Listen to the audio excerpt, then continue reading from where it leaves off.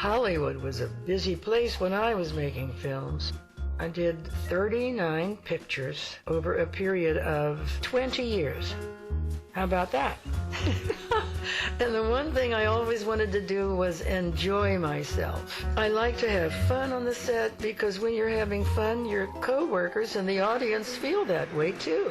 They really do. When I was singing with the bands, I never dreamed I'd become an actress. My gosh. I was a singer. So, one afternoon when my agent asked me to read lines with a young actor from Warner Brothers for a movie called Romance in the High Seas. Afterwards, Michael Curtiz, who's a great director, came over, introduced himself, thanked me, and said I did a good job, which really made me laugh because I thought I was just helping out. But the next day I planned to fly back to New York.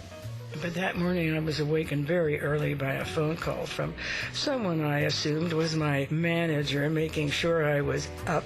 But a strange voice said, "I'm Jack Carson and I'm calling to tell you that you're going to be in my film." Well, I started laughing because I was sure that my manager had gotten someone in the hotel to play a joke on me. This man, whoever it was, kept insisting he was truly Jack Carson. How'd you like to play a little scene for me? Oh, Mr. Carson, you made me the happiest girl in the whole world. So I finally said, "Well, I hope it's for real." And he said, "It could never be more real." You do me this favor, I'll give you a part in my new picture. Now. Oh, Mr. Carson. That's how my film career started. And in that film, they gave me a beautiful song called It's Magic. You sigh, the song begins. You speak, and I hear violins. It's magic.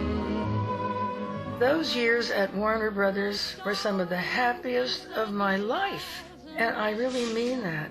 Working with a wonderful musical director, Ray Heindorf. He's so marvelous. We rarely had to do more than one take on a song. Early on, one thing I decided not to do was watch the rushes when I was filming. Oh, I was afraid I'd start thinking, I'm not doing this right. So I decided to just do my job the best way that I could, mind my own business, and let the other folks do theirs. One of my favorite co-stars was Gordon MacRae.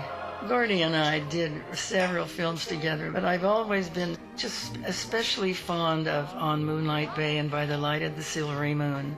I really felt that those people in the story were my family. I really did.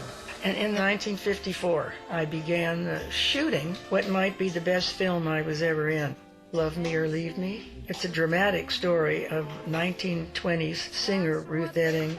I was delighted to be working again with Jimmy Cagney, too. That was one of the great joys in my life. And when playing a scene with him, the emotions were so powerful and so real. Have you done one successful thing on your own? Just who do you think you are? Whoever I am, kiddo, I'm what makes you tick. I treasure that experience because he was such a generous and professional actor and a great gentleman. One of my favorite experiences was working with Jack Lemmon in It Happened to Jane. And I really regret that we never had the chance to make another film together because I loved working with him. Several years ago, Jack was appearing on a talk show and said, and I feel funny mentioning this because it seems like I'm trying to say, look at me. But he said that I was his favorite actress he ever worked with, and that meant so much to me. One of the 3 films I made with my buddy Rock Hudson was Lover Come Back. We were rivals in the advertising business, and he was always trying to steal my clients in some underhanded way. And Rock was so funny on the set. Oh, and then he used to call me Eunice. He was wild. In the mornings, when we were all being made up and our hair done, he would walk in, and I would hear, "Eunice!" And I'd say, "I'm here." And we would laugh and laugh until we got on the set, and then we'd laugh some more. And then there's Jimmy Garner. Hi.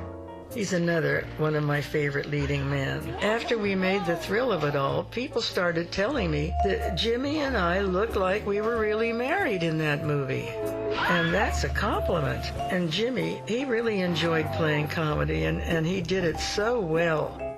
I'm so thankful that I've had the chance to work with so many wonderful people over the years. Oh my goodness, was I blessed.